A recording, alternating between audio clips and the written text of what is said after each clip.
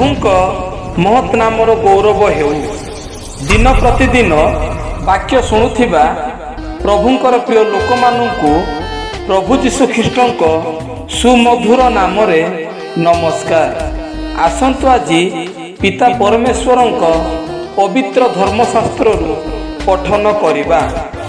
आउ मोर नाम सकाशे तुम्भे माने समस्त द्वारा घृणित हब, मात्र जे शेष पर्यंत धैर्य धरी रहिबो से परित्राण पाइब।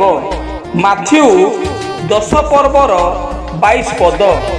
वाक्य बुझिया पाई ओ निजस्व करिबा पाई प्रत्येक प्रभु साहाय्य करंतु।